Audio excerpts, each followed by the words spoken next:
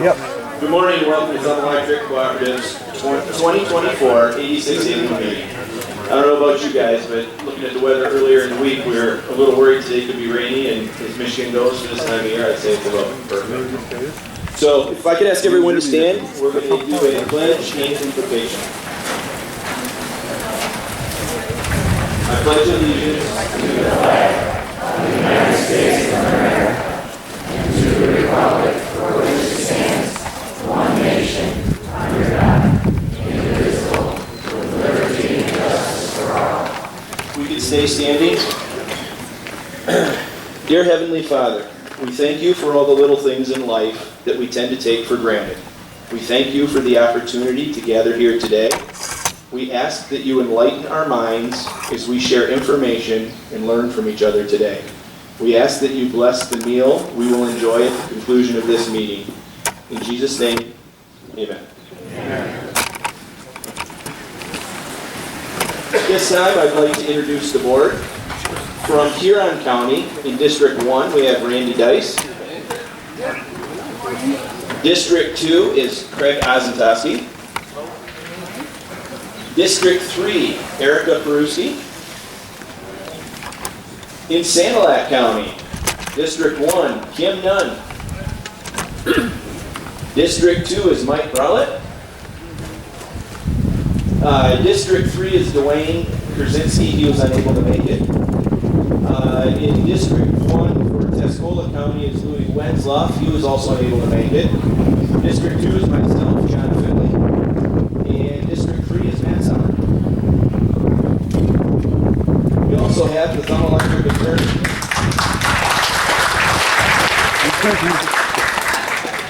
We also have the Thumb Electric attorney Kyle O'Mara and the general manager Brad Essenmacher.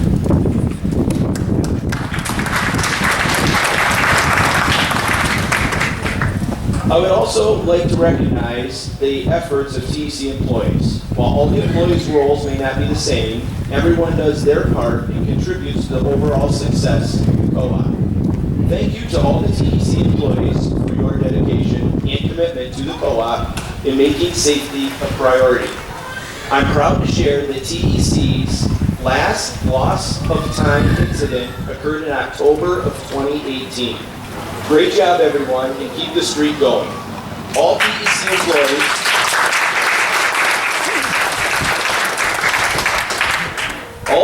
employees, are the foundation keeping the future of the cooperative and the internet business moving in a positive direction.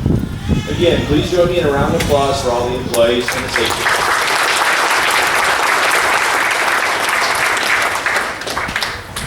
Thank you. I would now like to call the 2024 86th annual meeting to order. Official notice of this meeting was published on page 5 of the May-June 2024 edition of Country Line magazine. Minutes of the 2023 85th annual meeting.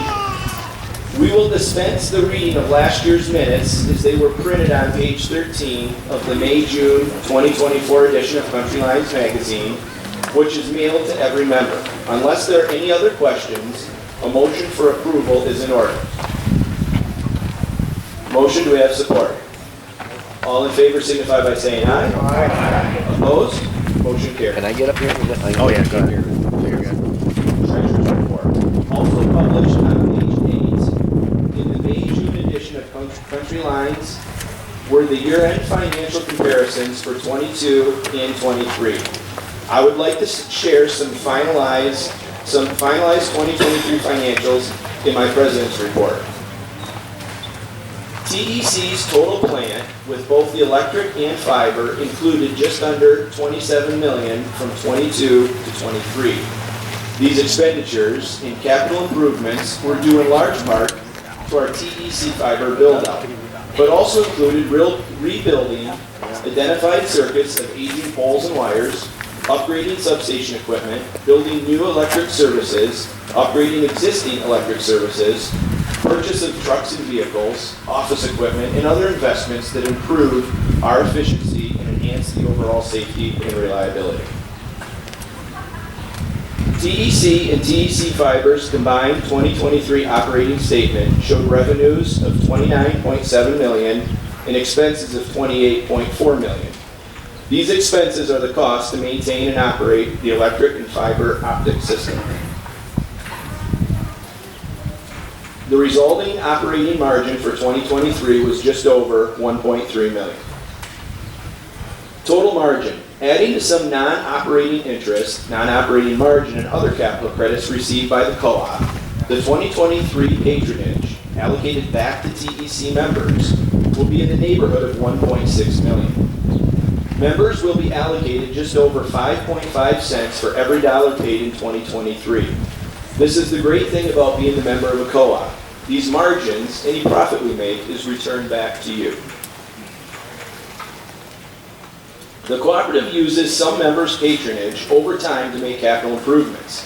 At an upcoming board meeting, the board of directors will take action and retire a portion of the 2023 allocation to cover deceased and bad debt retirements. It isn't expected that general retirements will be issued this year to save the cooperative from having to borrow additional funds for the fiber construction project. Since patronage payments have begun, TEC has paid back over $13.8 million to its members. In 2023, TEC paid just over $1.2 million in property taxes to schools and other government agencies in Huron, Sanilac, and Tuscola counties. On the fiber side, things are going very well on the TEC fiber infrastructure build-out. We currently have over 2,650 active TEC fiber accounts. Members served out of Kingston, Vassar, Millington, Columbia, Decker, Austin, and Ubley circuits have service right now. For those that don't know, that's all of Tuscola County. Kindy, Delaware, and Siegel should have service by the summer of 2024, and Owendale should have service in late 24. O'Connell, Watertown, and Elmer are expected to have service in 2025. Stay tuned and keep a lookout for Facebook posts and cards to signify that. In summary, your electric cooperative remains financially stable and continues to meet all loan requirements, required loan covenants. Things are very busy in 2023, and we expect the same for the next couple of years as we make high-speed fiber internet available to our members in surrounding communities. At this time, I would like to turn things over to General Manager Brad Essemacher to provide you with his report, elaborate on a few items I touched on, and answer any and all questions you may have. Brad.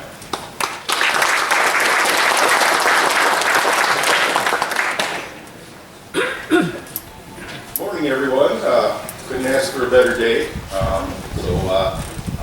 Glad you could all make it. And as John said, this is our 86th rendition of the annual meeting. In our 87-year history, missing the COVID year, we did not have an annual meeting for the first time. But back on track, and I'm glad everybody could make it out here today.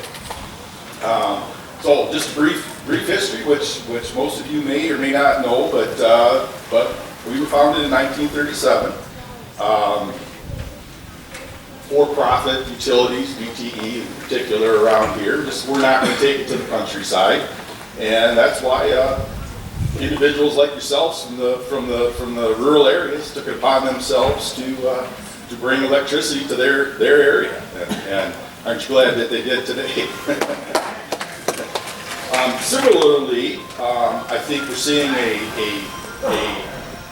mirrored thing in the broadband industry. Internet's really been around for 30 years or so. Started as dial-up, if anybody can recall here and that ringing, and as the phone was dialing up for your connection. Transitioned over to a wireless connection, was pretty good, but really just doesn't meet today's needs. Bringing the fiber, or what they'll call a wired service, directly into your home just provides a much better service. I guess after a while of really polling members and doing our research on if it could pay for itself and all that, it was determined it could. And going in for funding, and that we are smack dab in the middle of bringing that fiber to you. Hopefully, everybody that does have it is working well for them. I'm sure there's always going to be a hiccup or two here and there, but for the most part, we get good reports on it. Just like John mentioned, I'd just like to take a moment to thank our employees. It's been an extremely busy 3 years. Between integrating companies, Fund Electric Cooperative and Air Advantage, and then the fiber that goes along with it, we've over doubled in size in that 3-year time. So it's been a challenge. Everybody has to get used to, I guess, a different way of doing things, and everybody's done well with it. So I'd really like, again, to thank them for all those efforts and continued efforts in the future. So some overview of 2023. Just what we've been working on and what we're seeing. There's really 3 things. I've mentioned it probably before at meetings, but that really go into the successful delivery of electricity and broadband as well. That's safety, reliability, and affordability. So I'm going to touch on those 3 subjects and just give you an overview of where we are. So safety is always listed as number 1. We can't do anything if we can't do it safely, and that's both for employees and the general public. That's why we do hotline demos. We do educational things. You'll see ads in the paper. You know, everybody should know today, if you see a down wire, don't go near it. Call us, let somebody know that there's a down wire. We'll come out and take care of it if it's ours, and if it's not ours, we'll make sure whoever's it is gets taken care of. So safety is our job. As John mentioned, we have not had a lost time injury since 2018. We'll knock on wood for that because sometimes even when you're working the safest, things can happen that are hidden dangers, that sort of thing. So again, we'll knock on wood that continues, and we'll turn hopefully 5-6 years into 10, 20 years. That would be the goal. One thing I would like to ask, however, we have seen an uptick in pole contacts, guide wire hits, line hits and stuff. Farm equipment's much bigger than it used to be. Distracted driving is a thing. Last year we had over $150,000 out of about 58 incidents that did damage to our lines. We'll come out and repair them. Hopefully we can recover those costs through insurance and stuff. But if we can't, members have to pick up the bill on that, and reduce or increase rates, and we don't want to see that happen. So again, just have some awareness. Make sure you know what's out there. If you see a lower line, we know that the fiber's on the poles now. If it sits at that lower space than where the electric did. And so if you farm it or even if you're just driving down the road and you see a line that's way low, it shouldn't be that lower. Just give us a holler. We'll check it out and get it up where it belongs if it isn't down too low. Reliability. That's probably number 2. Reliability and affordability are right there. I kind of put reliability there because if it's not there for you, then certainly affordability isn't an issue because there's nothing to pay for. So what goes along with reliability? Electric lines and poles. They need to be clear of obstructions, vegetation, trees, and that sort. They need to be tested and inspected for hazards, degradation. So if it needs to be replaced, we need to replace it. And that's really right from the substation to your meter. So we do a lot of line inspection. AMI meter bases have improved reliability. We're going through a mapping upgrade, which should improve it even more on outages, letting us know quicker and more pinpointed to where those outages are.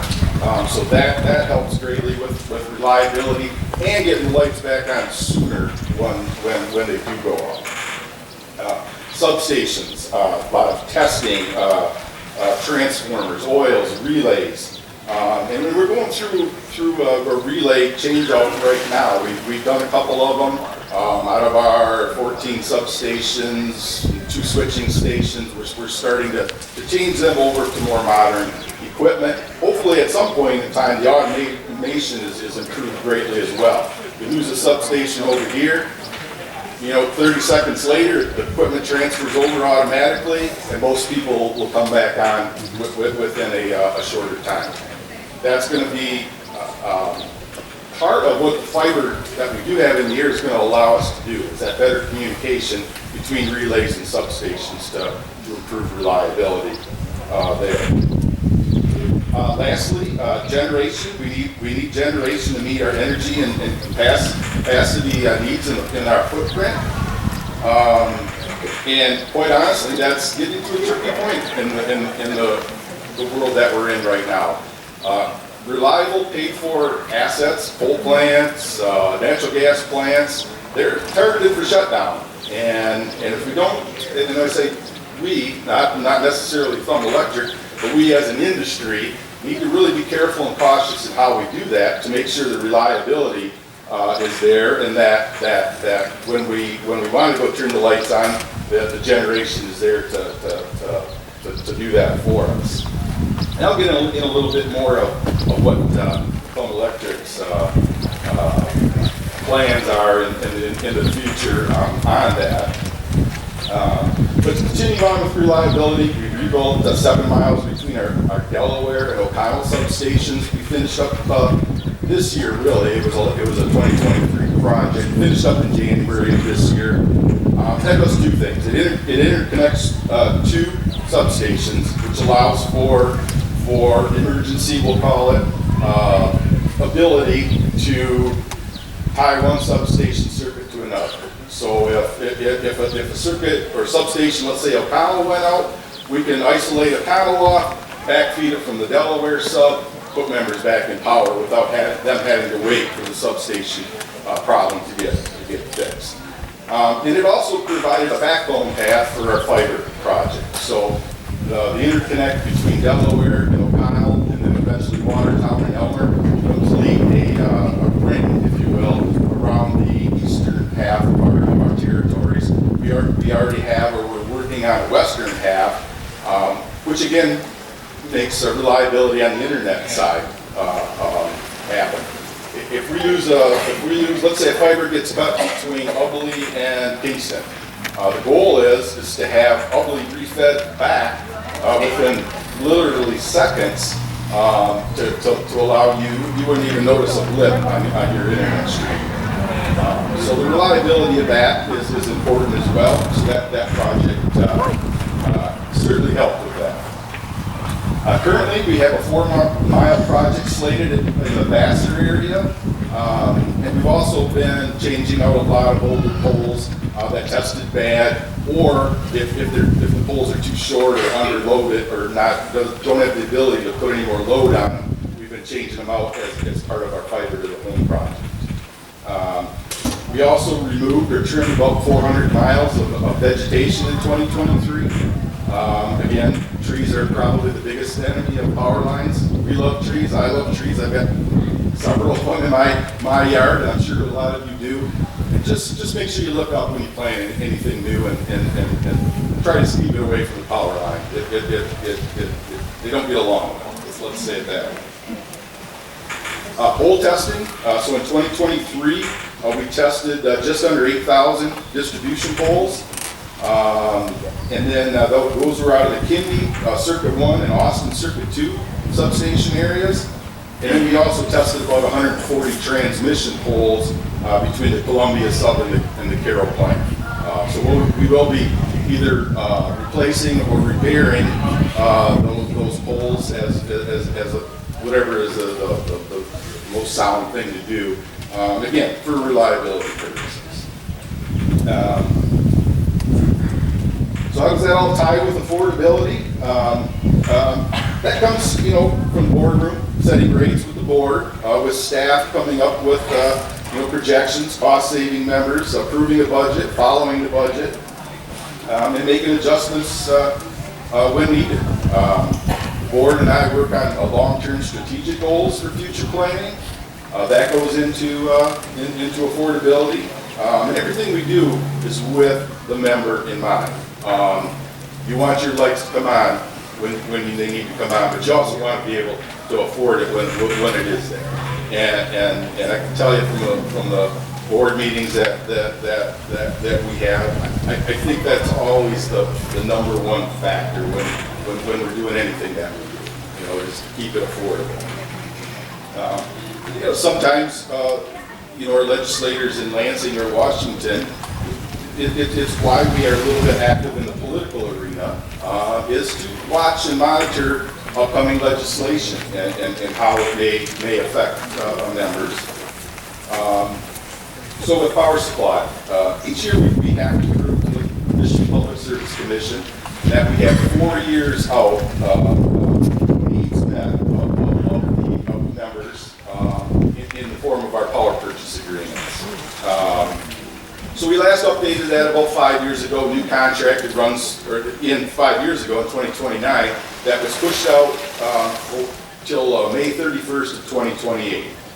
Well, that 4-year window that we are in the midst of right now. So we've been looking at power supply recently and what that means and how that ties in to members and their reliability. So about 18 months ago, just thought it was going to be a routine, go to our power supplier and say, hey, let's look at extending out our contract, see what we got, and got the numbers and went, wait a minute, is this right? Yeah, it was right. So let's just say it probably did not meet the affordability needs of members. So myself and another individual in-house and the board, we've been working for about 18 months on what's the next step for Fun Electric. So, we are going to be shifting power suppliers. We've been with CMS Energy since 2014. But for affordability and reliability, our plan is to no later than June 1st of 2028 become members of Wolverine Power Cooperative. Fiscally, they were the most beneficial to members, very little increase going forward, and they've got capacity that we need to make sure that when you go turn the lights on, it's there. They're a cooperative like us, so Fun Electric will be a member of Wolverine, so they're working for us on the same way that we go to work for you. It's to provide that reliability and affordability.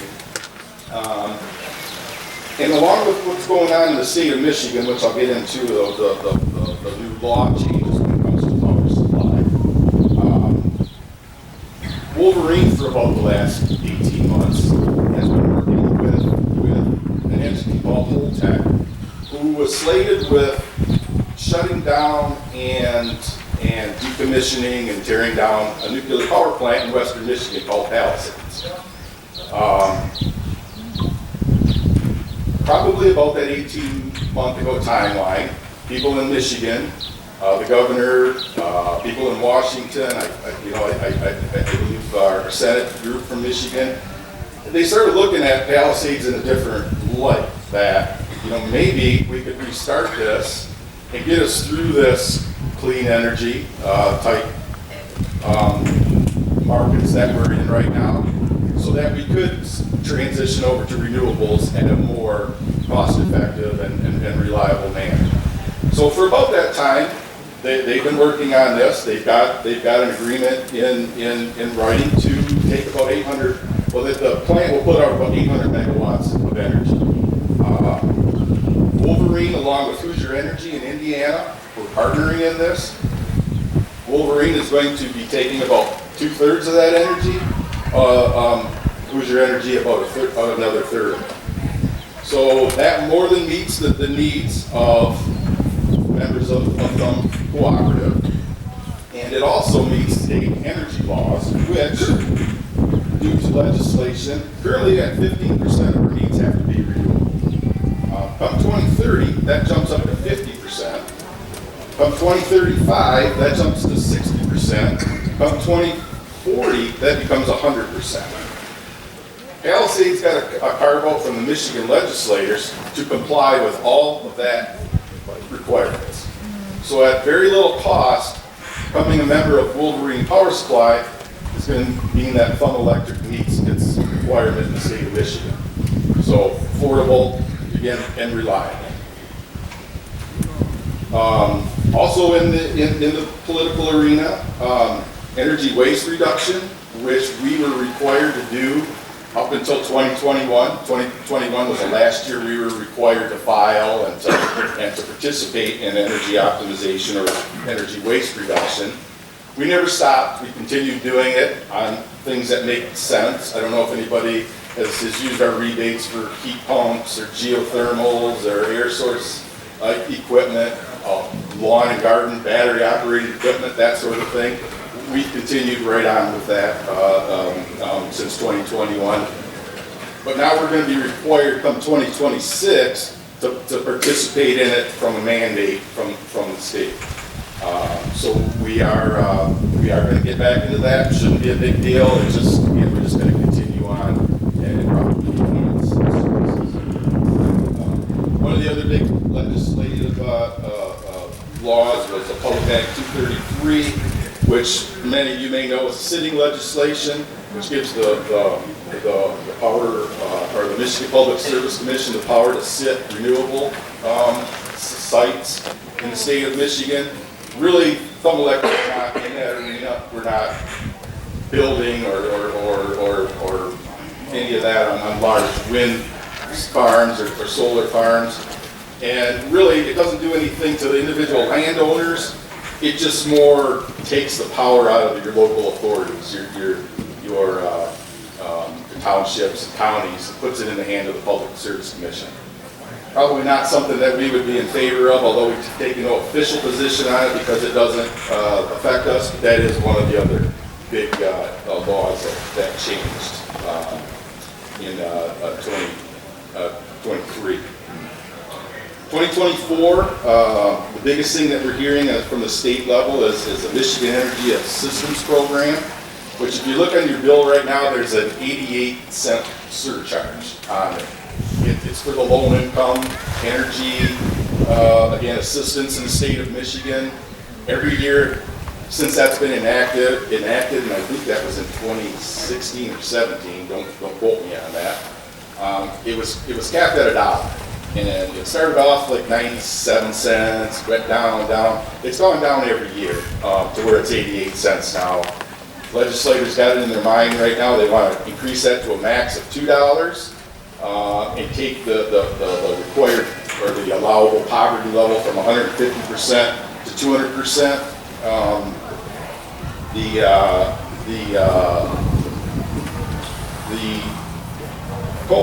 The co-op, let's say,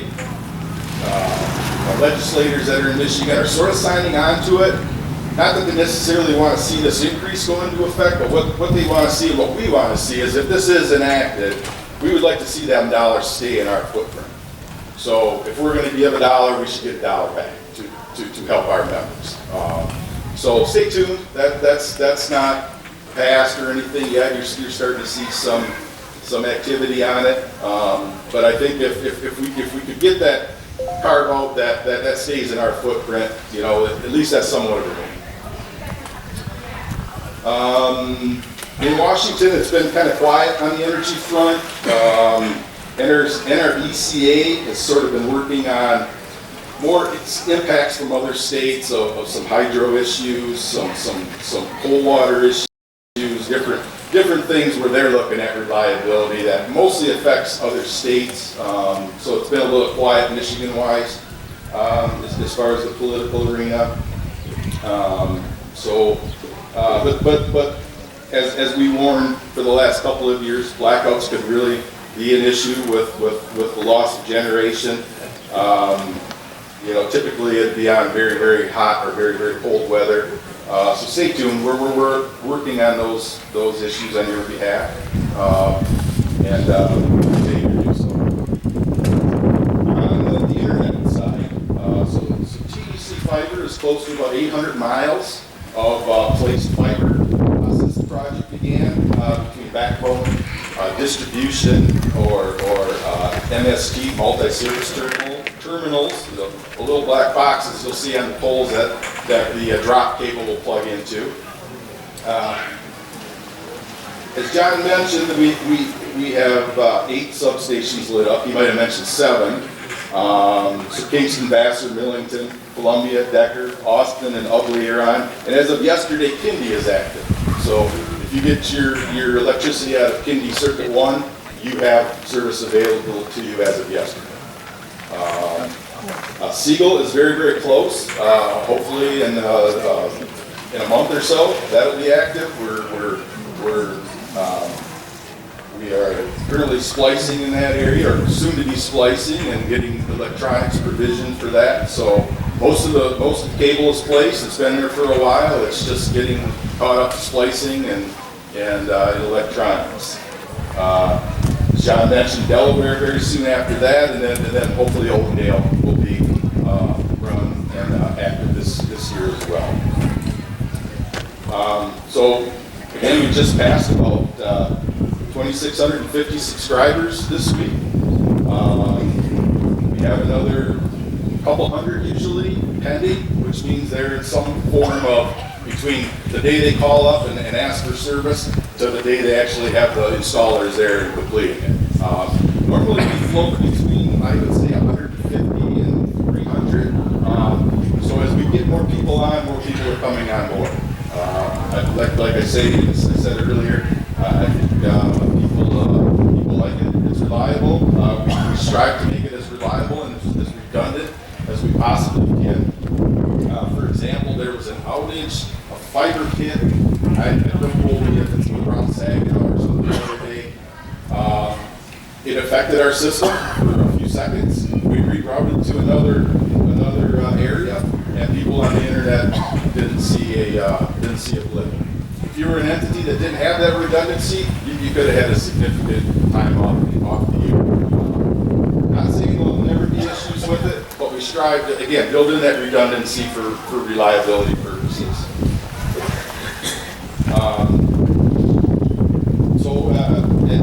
Air Advantage, similar. They have a little over 1,300 fiber subscribers, a little over 3,100 wireless subscribers still. Between the two companies, we're probably getting close to 300 VoIP accounts, which is voice over internet. Takes the place of your phone. So if you still have a landline phone, you can actually use this to replace that. It's like $35 tax title and the whole 9 yards for it each month. So if you do have a landline, you could potentially save some money. We were also recently awarded another grant through the Michigan, I believe these are ARPA funds that Michigan had to distribute. And we received another $6.2 million to help with building our lines and then to take it to some non-members in certain areas.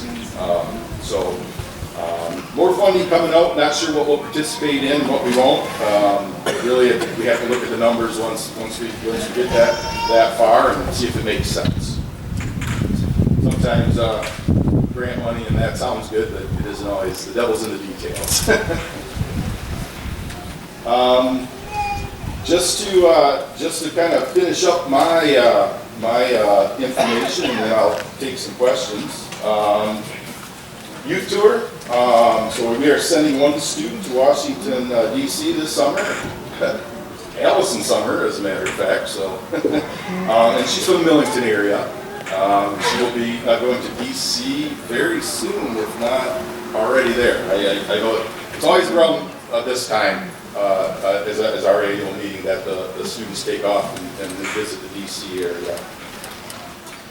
So along with Youth Tour, the co-op offers 3 counties with $1,500 scholarships to look at co-op members especially ones that are going to go into technologies or lineman work, or that sort of thing, to help them on their after high school endeavors.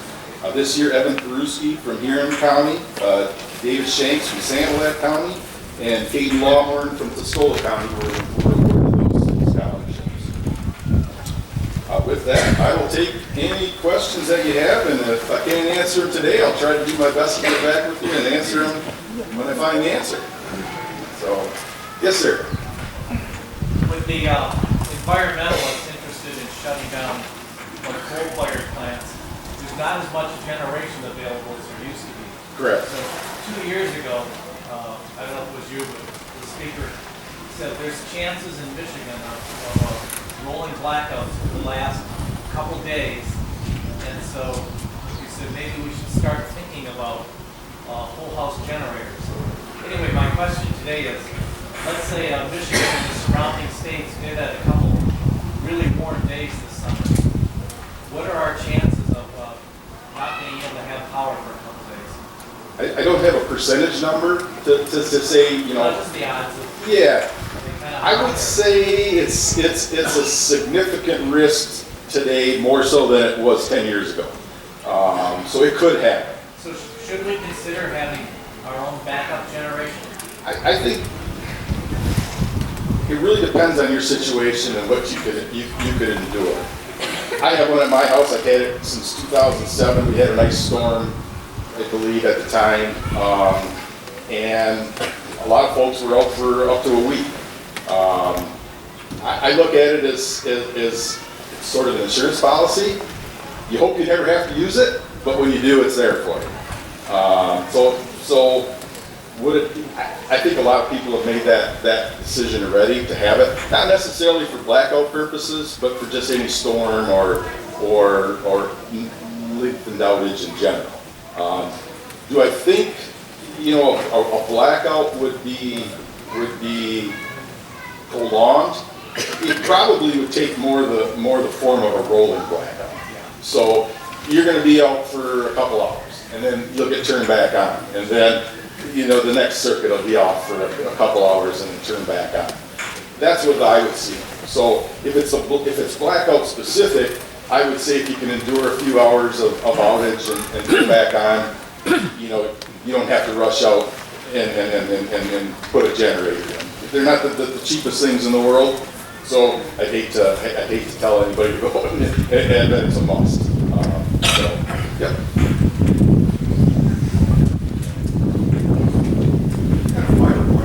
Yeah, absolutely. Thank you. When it comes to static and dynamic IP addresses, how often will your IP address change if you don't pay the extra $5 a month for a static IP address?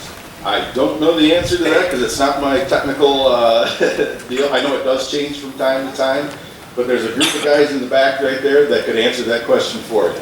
So there's a tech there when you're going out or a little bit later. Ask one of those fellas, and they could probably do it. Andy, do you know the question or the answer to that? Every 24 hours, I would guess, but Okay, it's probably so it's probably not like that. Yeah. It's Your system. yeah. Because there are some websites, like for instance Hulu. Yeah. If you change your IP address, they'll sometimes kick you off of it. Yeah.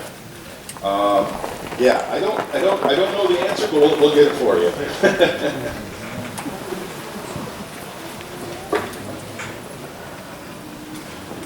Our meters are hooked up to your computer, right?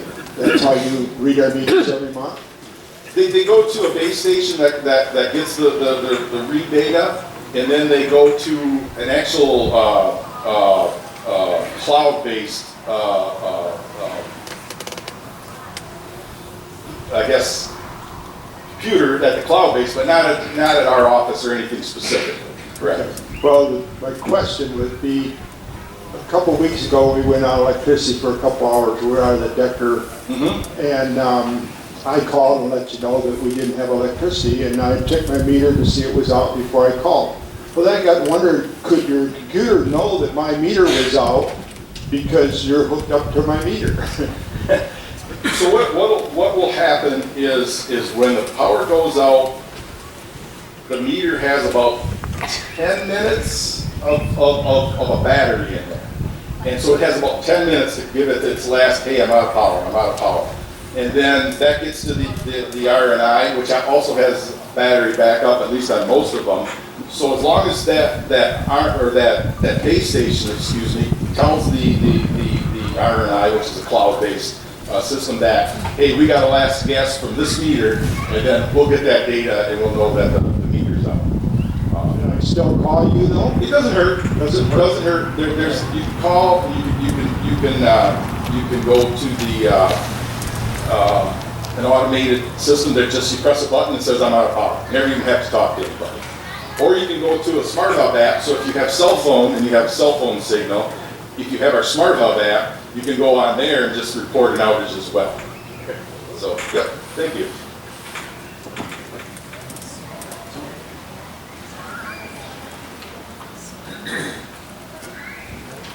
All right. Well, if anybody has a question they think of a little later, I'll be around. Just tap me on the shoulder, and I'd be glad to answer it. With that, John.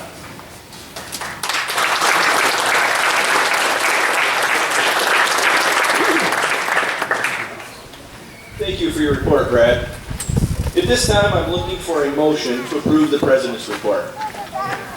We have motion, do we have support? All those in favor signify by saying aye. Aye. Opposed? Motion carries. At this time, we're also looking to approve the General Manager's report. Is there a motion? We have motion, support? We have support. All those in favor signify by saying aye. Aye. Opposed? Motion carries. At this time, I would like to turn things over to Thumb Electric's attorney, Kyle O'Mara, as he facilitates the in-person voting.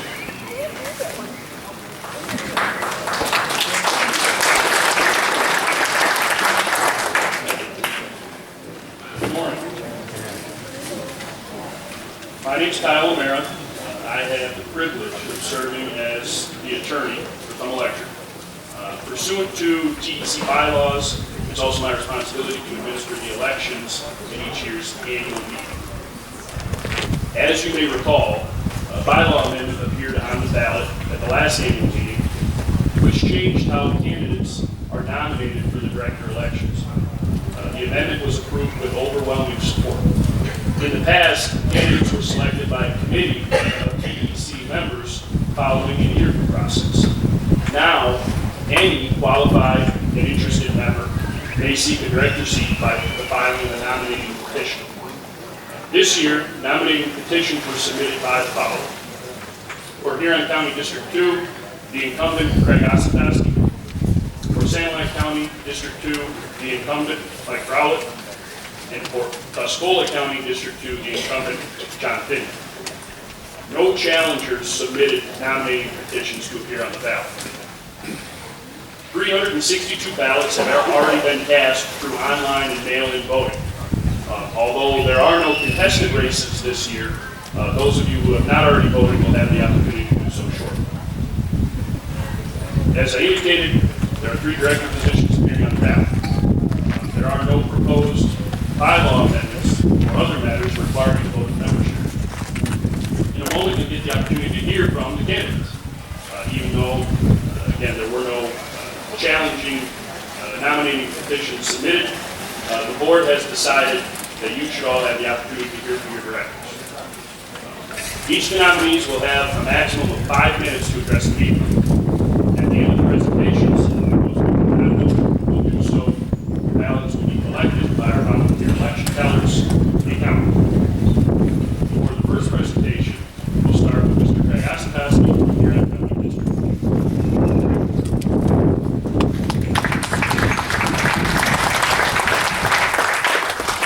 Thank you, everybody, for coming.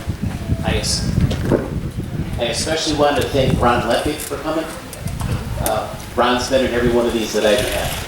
I represent 8 townships in Huron District 2.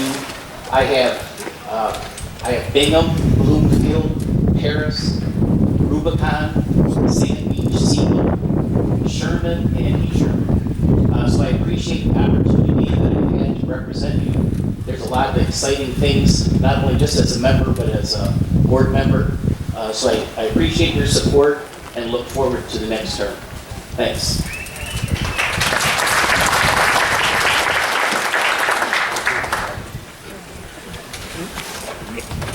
Thank you, Craig.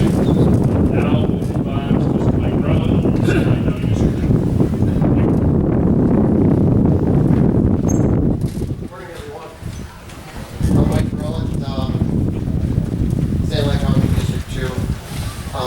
I'm married to my wife Diane. I got 2 kids, a boy and a girl. Each got married last year, and one grandchild on the way this year. So things are growing for us as well.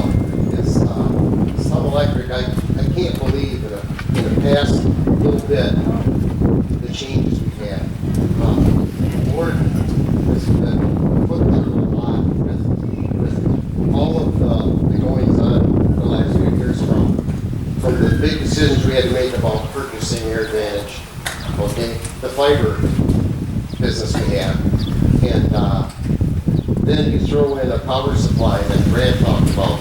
It's like, he's like, well, we got to get some power supply, and I'm like, well, that'll be easy. He said, that's what I thought. And now, with all the new laws, we have to get our power from somewhere else, and I'm afraid, what's this going to cost us? Well, we did our homework. It's going to be very favorable, so I'm happy for that. And then a new general manager, and he's done an awesome job. It's just our board every so often we're like, what do you think? What do you think, Brad? And so we're very blessed to have a guy that really does his homework, because we had to do a lot of homework in the last 3 years. Homework meaning big money questions. When he comes to us with saying, well, this is what this is going to cost, but we have to make these decisions with our members in the community in mind. And so I hope that we can continue to do the same. And I appreciate your support in the past and in the future as well. Thank you.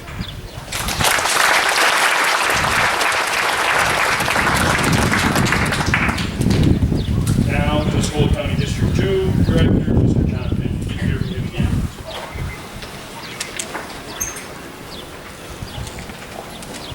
Good morning. I've served on the board for about 8 years, and it's been a great privilege to do that. As Mike said, we've seen a lot of change, and we've done a lot in the last 3 or 4 years, and I think with the fiber, a lot of you are seeing that if you haven't already. So it's really exciting. I'm a lifelong resident of Carroll, except in college. I've lived here my whole life. For those that don't know where District 2 is, it's just north of Carroll. So really, I thought it was kind of neat when I got here. Rose Putnam was going to speak in a little bit. She was my catechism teacher when we were little, when I was in junior high. Dennis Anderson was floating around. He was the superintendent when I graduated from Carroll. It's just kind of neat to be able to be part of the community that I grew up in. And I really enjoy this place, this little bit slower life that we have here. I really like it. When COVID hit and we had the lack of fiber, I think we all saw that. Our world really got small. But having that ability now to be able to connect and do things, even work from home for some of us, is a really cool thing. So I am married. I have 4 kids. I've been married for 19 years to my wife, Carrie. 4 kids. My oldest just graduated, so we have our party next weekend, so that's kind of a cool, exciting thing. I'm a member of St. Christopher Parish in Carroll. I farm in the Carroll area. And, in closing, I just want to say I'm a big believer in communication. Our phone numbers, the entire board's phone numbers are in the country lines. We're reachable. If anybody ever has a question or a concern, a problem, a compliment, reach out. I'd love to talk to you. We can text, we can talk, we can get together. I believe in solving a problem before it's a problem. So, thank you very much, and have a great day.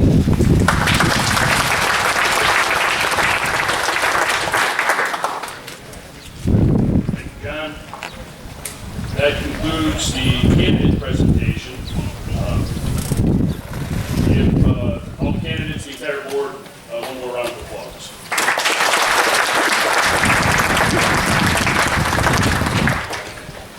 So, now is the time for those of you that have not already done so, to go ahead and cast your votes. While you're doing that, I would ask that the individuals who have volunteered to serve as election tellers come on up. They're here somewhere. I will administer the teller's oath. They will be around shortly to collect your ballots. Thank you for your time and attention, your participation. And at this time, I'm going to turn the meeting back over to President. Thank you.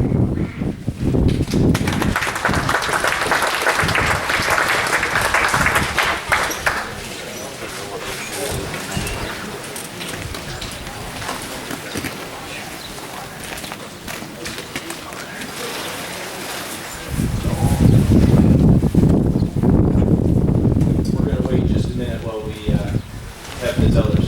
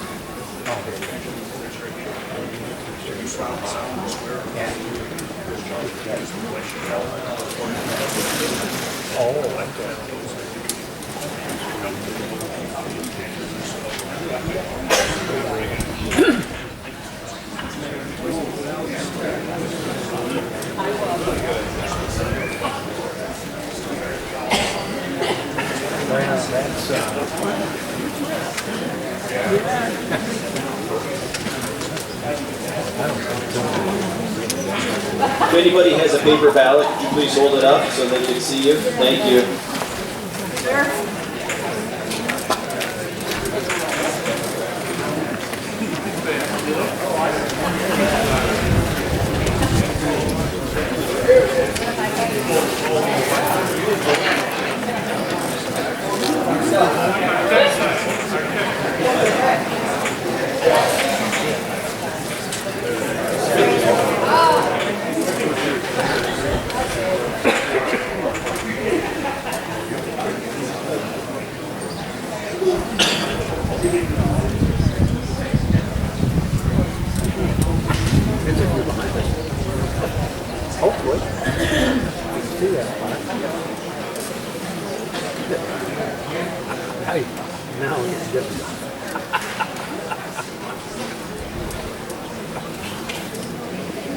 Okay, well, we're wrapping that up.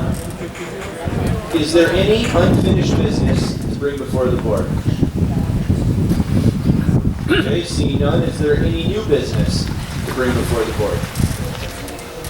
All right, seeing none, we will move on to legislators. From U.S. Senator Gary Peters' office, Bay Regional Director Quentin Gross.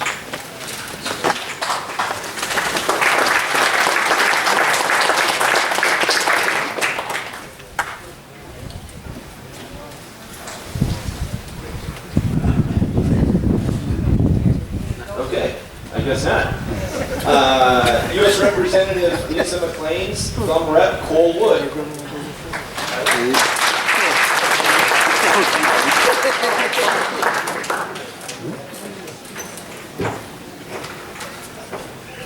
Good morning. As mentioned, I'm Cole Wood. I'm the field representative for Congresswoman Lisa McLean. I'm honored to be here today on her behalf.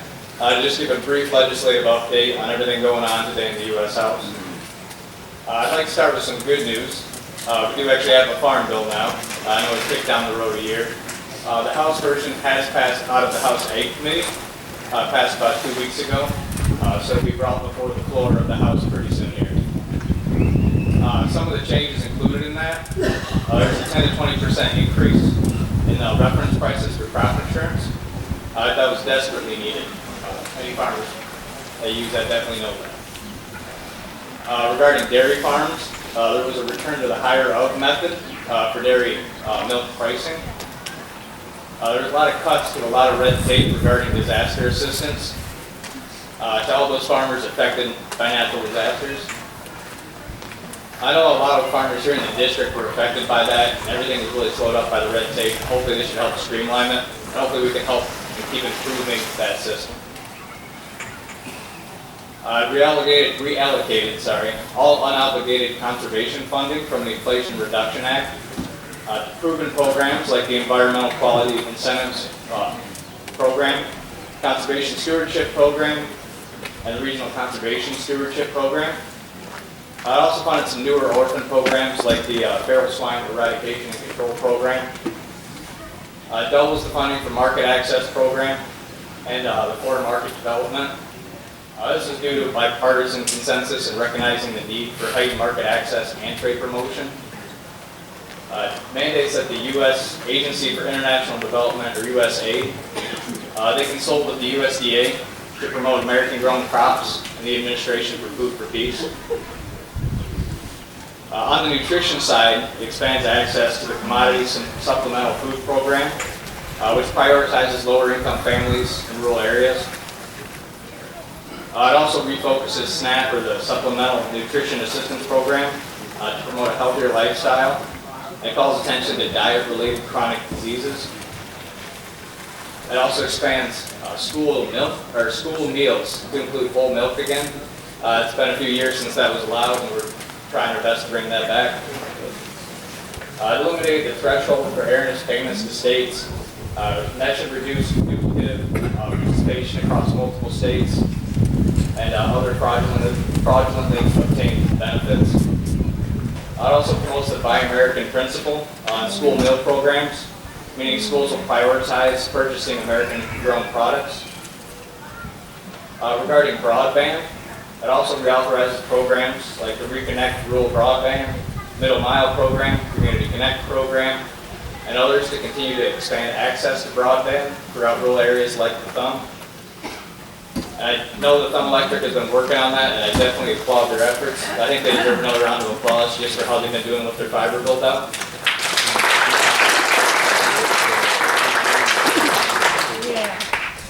The whole farm bill is over 1,000 pages long, so I'll move on now. But being a farmer, I'm more than happy to discuss the farm bill anytime. Regarding the National Defense Authorization Act, which is the biggest funding bill that Congress passes, it just passed out of the Armed Services Committee. The major theme of the bill was quality of life improvements for service members.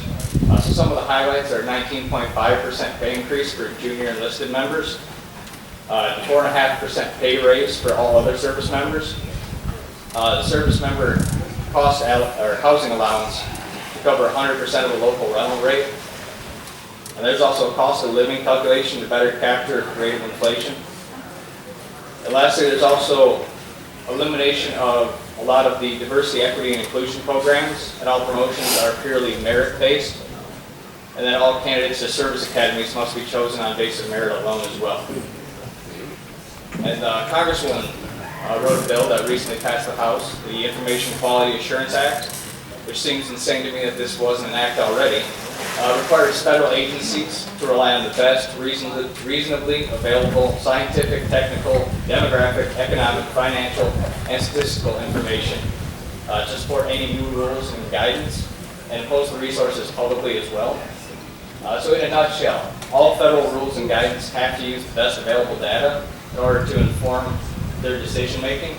Again, just insane that this wasn't already law. The reason for that is because American employers and workers cannot afford for the federal government to impose new regulations and guidance on them that are misinformed and backed by bad data, as we've seen over especially the past few years. The House Appropriations Committee is working on the fiscal year 25 appropriations bills. There should be 12 separate bills, again brought up for each individual vote. That should be coming in the next few weeks and months. I know the last cycle, we got can't kick down the road. It went from the deadline was September 30th. I think we passed the last one March 21st. So it only took an extra 6 months, which I don't think is too bad by government standards. They're scheduled to vote on that tomorrow or Monday, and that'll be regarding military construction programs for the VA. some major hearings that the Congresswoman has had recently regarding the cost of illegal immigration in her budget committee, where she compared the spending of illegal immigrants to homeless veterans. If anybody wants to take a guess, it will probably be wrong on the comparison. We've spent roughly $66 billion on illegal immigration the past few years, and about $3 billion on homeless veterans. So we're trying to draw attention to that, highlight the real issue, and try to reallocate some funding for where it should go. There's also been a hearing on the oversight of the Department of Education, where she focused on the student loan forgiveness program and how it's unfair to taxpayers. There's also a hearing on the oversight of the FDA, where she focused on the FDA's slow approval of new products and the dangers of illegal Chinese projects. That's about it for my brief legislative update here, but I can go on if anybody would like. If anybody has any questions or comments, I always encourage everyone to reach out to our office. So we always pick up the phone, or you can email us as well. You can always stop into our district office in Lake Orion. We have a remote office that I'm staffed at in Marlette on Mondays as well, at the Township Hall. I don't know if we're out of time, if there's any time for questions. Is there any questions regarding anything I went over or any other legislation?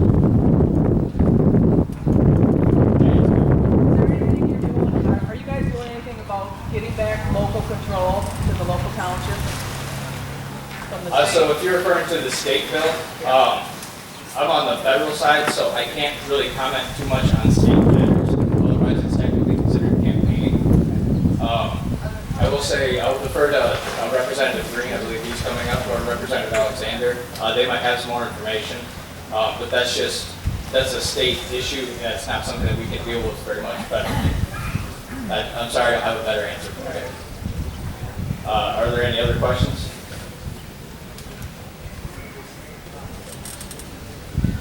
All right. Well, thank you all very much. So the important stuff's coming up, and Cole gave a very good extensive update there. What I am going to go, I'm going to go ahead and say I cannot advocate for or against taking away local control. I can say that I signed the petition myself and my wife. Some of the very first ones that we saw. I can say that the Citizens for Local Choice is the group that was doing it. They didn't get enough signatures to get it onto this year's election, but they do continue to want to get more petitions so they can get it on the next ballot, 26. So I can inform you about it, but I can't advocate for or against it. That being said, right now the state, we're working through the budget process. The House made their side, Senate made their side. We looked at each other's, we canceled them out, and we're going this week. We'll be going to conference committee, discussing over some of the different aspects of the budget, some good, some bad. What we did see is the governor's proposal to eliminate or to expand upon the state employees for meat verification for our local farms. That was turned back. Both the House and the Senate want to increase the money for our local conservation districts. So that's last year I was up here, Republicans had 250 requested amendments to the budget. 100% were turned down by the Democrats. This year we're on the same path. 200 amendments were requested from the Republicans, and 100% of them have been turned down at this point as well. So, another hot topic that happened not too far from here was the budget was eliminated for Selfridge ANG, and I don't think anybody really wants to eliminate Selfridge ANG in this area, in Michigan, period.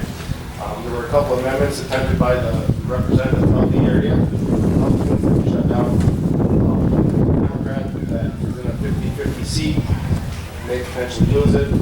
She made the same amendment and it passed. So she was awarded the hero for safety celebration. Political games, I'm not in favor of it at all.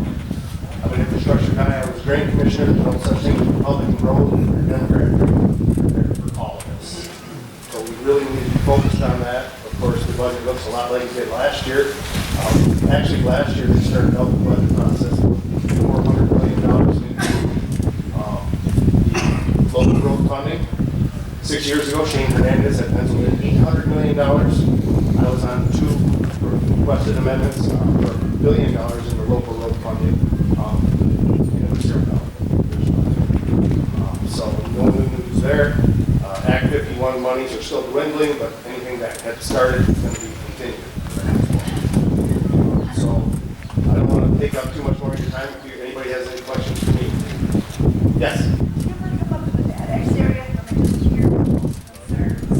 Absolutely. I go to every airport in the district every month. Last Friday of the month, I'm in Bad Axe at 9 a.m. Airport. 11 a.m. in Sandusky. Every month I go to Marlette Airport on the last Monday of the month, and I meet there too. So you always have access to me. I've had 57 local meetings now in the district every month. So you can hear it on the radio. You expect to see me at 9 o'clock in Bad Axe on the last Friday of the month. Okay? Any more? Thank you very much. Enjoy lunch.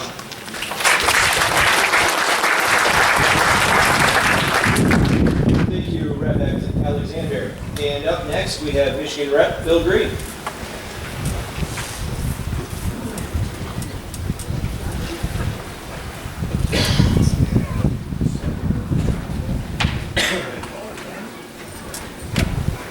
Thank you all for being here. I'm here not only as a state legislator, but also as a member of Thumb Electric. For my first 4 years, I represented Huron and Tuscola County, and then with redistricting, they rewrote things, and so my district now is my one township in Tuscola that I'm still a member of Thumb Electric, and then half of Lapeer County and part of Genesee County. I don't think we have anything in Lapeer, Genesee, do we? So I represent about 2,000 people in Tuscola County now. But I would be here as a member, not only as a legislator. Part of my job, especially this last 2 years, but even the previous 4, is to take really bad policy and make it less bad. So you look at all this policy, all the bills coming through, you look at Representative Alexander talk about the budget, and you realize there are certain things because of whether it's the governor or the speaker or whatever the case is, there are certain things that are going to pass. So then the question becomes, can I kill it? Can I kill the bad policy? And many times, sometimes we kill it. It doesn't come up even for a vote.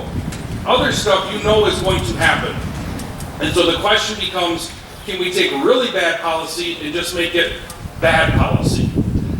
In the last 2 years, as the Republicans, as my party lost control, for my first 4 years, that was a challenge to make really bad policy bad. But now it's been, can we make ultra bad policy really bad? So it's some things that we just don't understand. Questions have come up. So in the state level, I'm on appropriations. And then I have my subcommittees working at DHHS. On a national level, I am the chair of the Energy, Environment, Ag Task Force inside of a conservative legislative group called ALEC. So really we're working on national energy policy with that. This year, this last term, we had a rewrite basically of our energy policy here in the state of Michigan. It has to be, energy now generated in Michigan must be 100% clean and 60% renewable by 2035. So 2 different standards there, 100% clean. We were able to put into the budget, or into the policy, that natural gas is clean, which most of us sitting here would go, duh. But the battle is not on what type of energy. The battle is we have to make sure that we are environmentally, environmental wackos, I guess is the best way to say it. And so natural gas is now clean as well. Nuclear is clean. So over the last 30 years, we've gone full spectrum where nuclear was really bad. Now nuclear is okay. And in fact, Michigan will be the first in the history of the world to restart a nuclear power plant. And that's probably going to happen in the next 2 to 3 years. It's gone through Palisades. And what we understand is when you go to renewables, when you go to solar and wind, and we can maybe just say, there might be a place for solar and wind, okay? We can say that. But we know that it does not provide the base load that we need. And so nuclear, because of these policies, is what we brought back in. This is really bad for Michigan, the 100% clean, 6% renewable. These policies are being walked back consistently in Europe. In Europe, they have these policies, the clean, renewable policies. They're walking them back because, as you see in Texas and California, the brownouts, but as well, my research shows that in Denmark, in Germany, in those Eastern Europe, or in Western Europe, the cost per kilowatt hour is almost 3 times higher than the average price in Michigan. So when you consider that, but then you also consider that the reason that Michigan's average price is so low is because Thumb Electric's price is so low. And I talked with my family who happened to be on the other side of the road at times, and different provider, and what they pay per kilowatt hour compared to what I pay is crazy.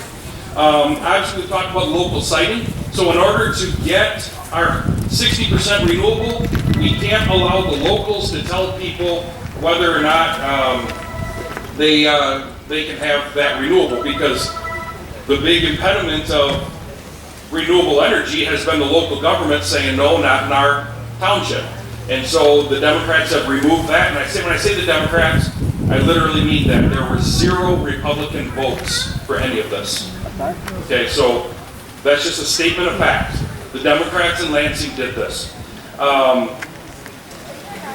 So the local siting, obviously we talked about, there was a petition going through.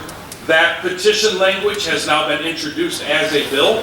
And I don't foresee the Democrats taking that up since they just changed it. Lastly, on the energy front, I've been working with our Thumb Electric board, as well as the electric, I'm trying to remember the whole organization, the Electric Co-op Agency organization. And I'm not sure if Warren Captain's here, but we're working on a bill that would allow clear from ground to sky tree trimming. Therefore, when you have a branch that's hanging out over a power line from an ash tree, and it breaks and falls down and takes out the power line, and it's crazy that that is actually a state law. What is it? You go up 45 feet, and then you angle it at a 45-degree angle. That's actually a state law as to how to trim trees on power lines. I'm trying to make it so that if there's a dead tree, it doesn't fall on our power line. And then one of the things that we're constantly working on, I mentioned about making really bad policy less bad.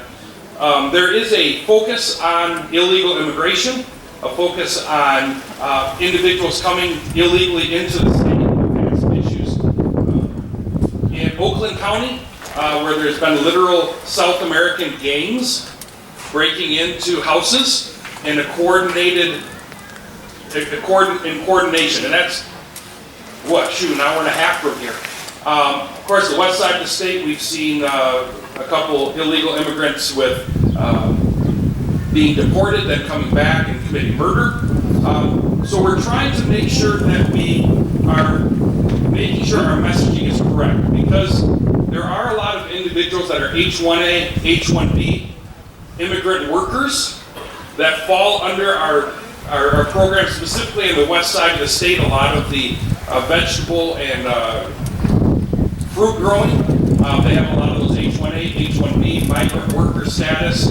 We don't conflate the legal migrant workers with those that are illegally entering the country and the state. So making sure that there is that difference there. And then lastly, Representative Alexander mentioned the budget.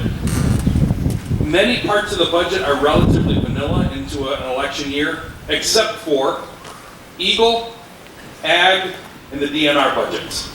Those 3 budgets are atrocious. A lot of extra government regulations, lots of extra government regulators, and then when you combine those 2, it just makes it tougher to live and let live in Michigan. Some of the stuff they're looking at is you have individuals that live south of I-69 in metropolitan areas that firmly believe that all the farmers are just, if 1 pound of fertilizer is good, that they're putting 20 pounds. And they don't understand the concept that, yeah, fertilizer is good, but too much is bad. The other part that they are working on in the regulation aspect is pricing diesel and pricing the fertilizer so much so that really it's almost impossible to afford, and it runs the price of everything right straight up. So those are the 3 areas of the budget, Ag, DNR, and Eagle, that are very concerning to me because of what they are doing in regard to regulation, raising the cost of everything, and thus they haven't figured out that you don't just go to the supermarket and buy food, the food comes from somewhere else. And so we're constantly working. While I don't represent many of you anymore, myself, Representative Alexander, if you have any questions, please reach out to the office or touch base with us here. Probably what we're going to say is, you're right, that's absolutely right. Will you please send me an email? So that way, when I get back to my office on Monday, I will remember what we talked about. So, but just be in that aspect. We'd love to sit down and talk with you anytime possible. Thank you very much.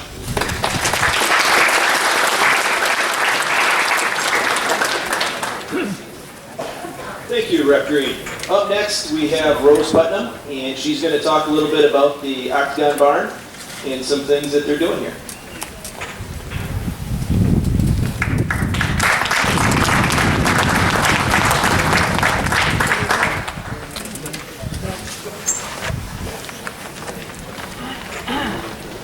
Good morning, everyone. Thank you for coming today. I, like you, am a member of TEC. I have been for 48 years, and it's been great. And now it's even better because I finally have the broadband. Thank you. And it was kind of a fluke because our equipment died, and they put us on a priority list. And so that was very thoughtful, and we really appreciate it. As my job here at the barn, I do a lot of communication, Facebook and internet, and now I understand wait. So you made my life a lot better, and the barn, because now we can do more. So I have been re-elected president for the 4th time again, so I'm back on, and I'm very happy to continue. I would like to let you know that our Fall Family Days is the weekend after Labor Day on September the 7th and 8th. We invite you to come back for that. We have other activities in the summer here. In July, we have our concert, and we have a tea party that's open in August. We have our open house weekend, the last weekend in July, and we're open till the end of September. So we're here today for you and open until 4 o'clock. So after your lunch, the other activities that are offered for you here at Thumb Electric, we invite you to stay. And if you have any questions or concerns, I will be in the house. And Paul Deal's here in the barn, who has been here a long time too. And if you have some extra time, go do some more volunteers. So please feel free to reach out, and thank you for attending today, and welcome to the barn.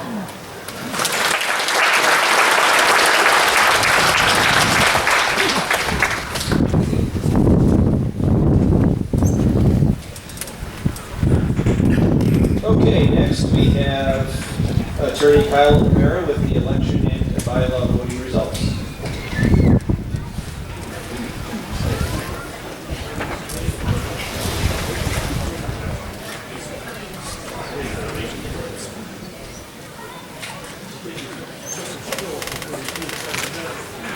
Okay, I know everyone is waiting with much anticipation. I have certified the election, the results of the election, excuse me. Not surprisingly, the winners are as follows. For Huron County District 2, the incumbent, Greg Osentowski. For San Luis County District 2, the incumbent, Mike Crowley. For Tuscola County District 2, the incumbent, Jonathan Kim. So congratulations to the election winners.